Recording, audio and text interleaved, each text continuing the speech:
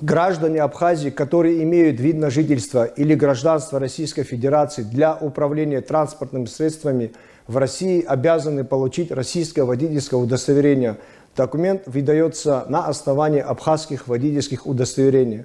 Данный административный регламент вступил в силу на территории Российской Федерации с 1 апреля 2024 года.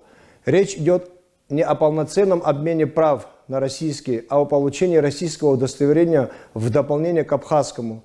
То есть одновременно у водителя будет два документа российского образца, его надо будет показывать на территории России, и абхазского образца, который будет действовать на территории Республики Абхазия.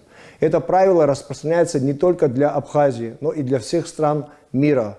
Однако для граждан Абхазии в Российской Федерации сделали серьезное исключение: не нужно сдавать никаких экзаменов в ГАИ.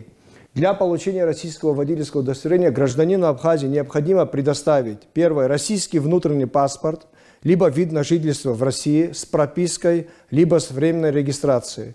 Второе, абхазское водительское удостоверение. И третье, медицинская справка, установленная в России образца плюс СНИЛС. Совершить вышеуказанную процедуру можно в любом отделении ГИБДД на всей территории Российской Федерации. Введенные требования касаются только граждан России и людей, которые получили вид на жительство в России. Граждане Абхазии, не имеющие российское гражданство или вид на жительство, могут ездить в Россию по своим абхазским водительским удостоверениям.